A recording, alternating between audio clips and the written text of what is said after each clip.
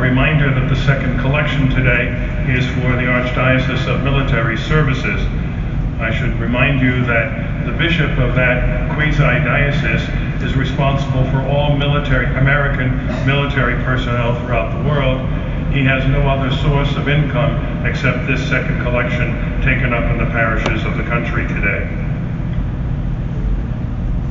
Almighty God has been very good in giving us, as today's gospel passage, that of our Lord's famous admonition, render to Caesar what is Caesar's, to God what is God's. I say that in view of the upcoming midterm elections this Tuesday. And likewise, I want to suggest that between now and Tuesday, you read or reread that poignant, insightful work of Archbishop Charles Chaput, the former ordinary of Philadelphia, on the role Catholics must play in the public square. I'd like to begin this reflection by being a bit autobiographical. Many years ago, the late Archbishop of Hartford, John Whalen, observed that in the 1950s, when a child was brought to the parish church for baptism, the parents walked away from the ceremony with 3 documents: the child's baptismal certificate, his union card, and his membership in the Democratic Party. Now, as the grandson of immigrants, I was raised to think that to be Catholic automatically meant to be a Democrat. After all, it was the Democratic Party that had been so involved in assisting the newly arrived with possibilities for financial security and upward mobility. The first presidential election in which I could vote, as a seminarian of 21, was that of 1972. Looking at the positions of Richard Nixon and George McGovern, I determined that the Democratic platform would lead us into a serious moral downward spiral. When I informed my parents I intended to vote for Richard Nixon, they responded with shock and dismay.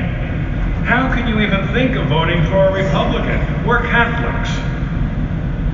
In great detail and with consummate patience, I explained my rationale to my parents, who gave no response. On election day, as I entered the voting booth and prepared to pull the lever for Nixon, I experienced something close to spasms in my arm, knowing that I was the first member of my family in more than half a century had decided to sever the bond with the Democratic Party. Later that day, my mother asks, "Well, did you vote?" I told you I would vote. I voted for Nixon. "So did your father and I," came the response. How does a Catholic vote according to an informed Christian conscience? Many resources are available. Let me cite some of the more important among them. Vatican II's Apostolica Actuositatem on the laity and Gaudium et Spes on the Church in the modern world offer sound guidance, as do the Catechism of the Catholic Church and the Compendium of the Social Doctrine of the Church. For a specifically American application of those universal principles, read Forming Consciences for Faithful Citizenship, a call to political responsibility from the Catholic bishops of the United States. That document encourages Catholics to produce and to consult voter guides, and it's in that spirit that I offer the following this morning. Whether one is a candidate for public office or exercising one's voting franchise, the strong denunciation of a certain mentality by the Fathers of Vatican II needs to be taken into account. We read, "One of the gravest errors of our time is the dichotomy between the faith which many profess and the practice of their daily lives. Let there be no such pernicious opposition between professional and social activity on the one hand and religious life on the other. It is the task of Catholic laity to cultivate a properly informed conscience and to impress the divine law on the affairs of the earthly city." It is precisely this pernicious opposition between one's personal, deeply held beliefs, we're told, and one's inability to, quote, impose them on the rest of society that has given cover to the Cuomos and the Kennedys and the Kerrys and the Pelosi's, and of course, none other than the rosary-clutching Joe Biden. Nor can we forget the inimitable Kathy Hochul. However, following the sage admonition of the Council Fathers, we must conclude that these would-be emperors have no clothes. Can a black man disassociate himself from his race when considering the positions of a party or candidate?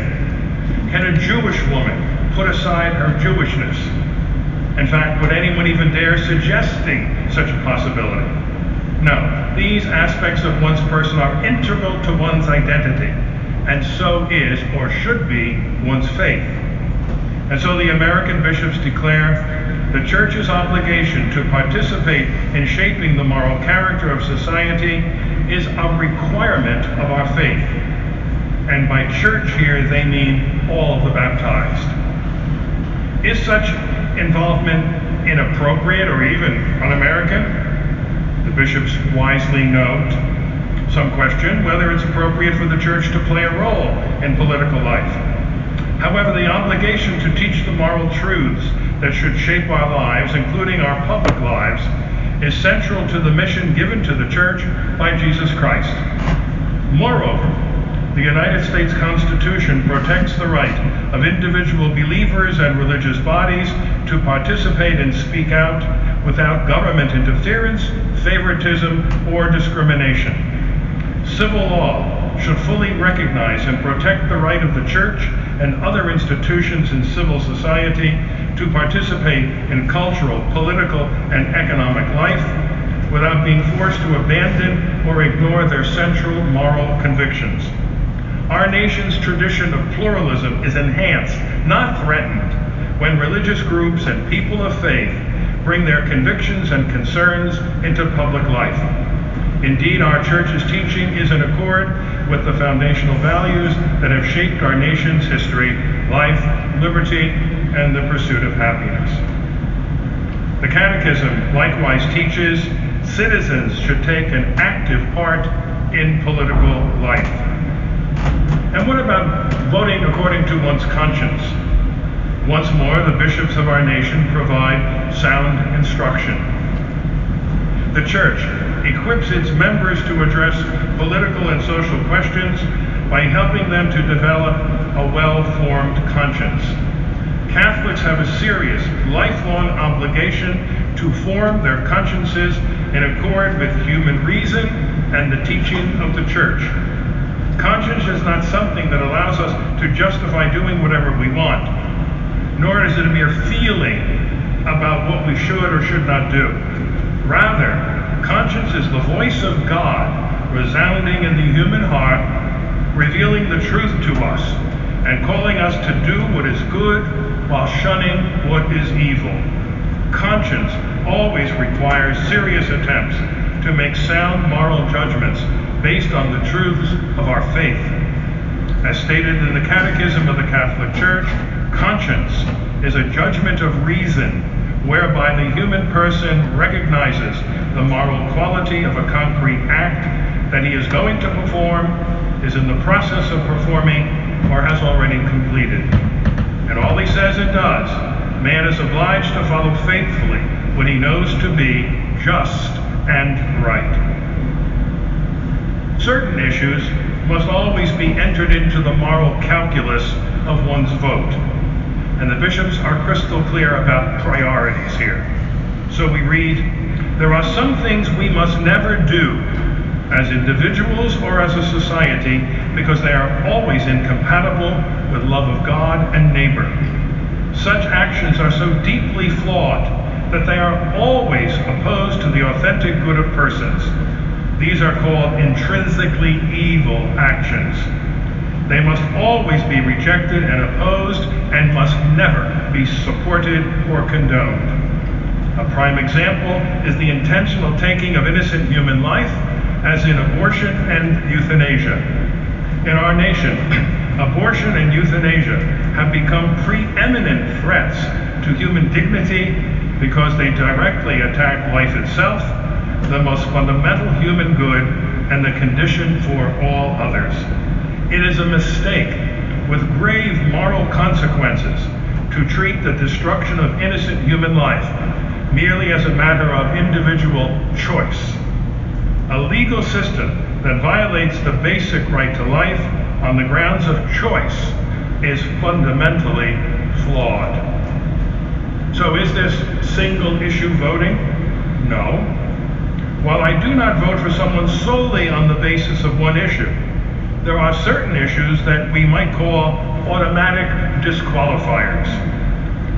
For example, as one would most reasonably conclude that a member of the Ku Klux Klan or a neo-Nazi should never hold public office because of his racism, so too any reasonable person can and should conclude that anyone who favors the killing of innocent human babies in the womb is manifestly unfit to hold any position of influence in any civilized society. Or as the bishops put it, as Catholics we are not single-issue voters. A candidate's position on a single issue is not sufficient to guarantee a voter's support. Yet, if a candidate's position on a single issue promotes an intrinsically evil act, such as legal abortion, redefining marriage in a way that denies its essential meaning, or racist behavior, a voter may legitimately disqualify a candidate from receiving support. And what about all the other good positions a candidate might have, even if lacking in just this one area? St. John Paul II, in Christi Fidelis Legi, could not be clearer. He writes, above all, the common outcry, which is justly made on behalf of human rights, for example, the right to health, to home, to work, to family, to culture, is false and illusory if the right to life, the most basic fundamental right, and the condition for all other personal rights, is not defended with maximum determination. In other words, if he ain't alive, you can't have any other rights. Following on Pope John Paul's assertion, the American bishops leave no doubt about Catholic social teaching on abortion and euthanasia. Quote, the direct, intentional destruction of human life from the moment of conception until natural death is always wrong and is not just one issue among many. It must always be opposed. So, how do the two principal parties compare on issues traditionally of great import to Catholics? The one party has never had stronger positions on all the non-negotiables of Catholic social teaching, while the other party has never had more radical positions in total opposition to Catholic social teaching. Of course, the fundamental problem in our political landscape is that the nation, or at least the nation's opinion makers, have moved in an aggressive fashion toward that secularization which has crippled Europe, but from which Europe may be recovering if Sweden and Italy are indicative of a recent sea change. We need to recall and reinstate attitudes that first put the United States on the right track and then kept her there for generations. James Madison, the primary author of our Constitution, asserted, we have staked the whole future of our political constitutions upon the capacity of each of ourselves to govern ourselves according to the moral principles of the Ten Commandments. John Adams, the highest glory of the American Revolution was this, connected in one indissoluble bond, the principles of civil government with the principles of Christianity. And a century later, Calvin Coolidge reaffirmed that truth when he wrote, the foundations of our society and our government rest so much on the teachings of the Bible that it would be difficult to support them if faith in these teachings would cease to be practically universal in our country. But isn't that exactly where we are, as would-be liberals seek to banish faith in these teachings from the public square? So, what is one to do in this current election cycle? Many of you have logically asked your priests what they are going to do, and you have a right to know that. So let me say this. I do not vote according to party affiliation, but according to issues. That said, on all the hot-button issues, the Democratic candidates are profoundly wrong. That realization caused Ronald Reagan to assert, "I didn't leave the Democratic Party, the Democratic Party left me." And Cardinal Dolan has repeated that numerous times himself. The New York gubernatorial race is key, with stark differences between the two candidates. Common sense and a Catholic sensibility should make it all very clear. A secular Jew who is decidedly pro-life, or a bad Catholic who favors killing mothers in their babies' wombs right up to birth. And that's just for starters. If we Catholics have our priorities straight, we shall know how to interface with secular society with conviction, boldness, and courage. Our vote will not be about party loyalty or personal expediency, which leads to one final Episcopal observation.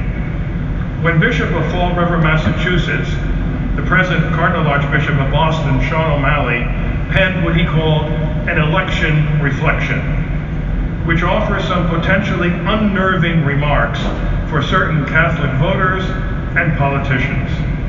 He said, "If I were ever tempted to vote for simply selfish reasons, tribal allegiances, or economic advantages, rather than the moral direction of the country, I should beat a hasty retreat from the curtain of the polling booth to the curtain of the confessional."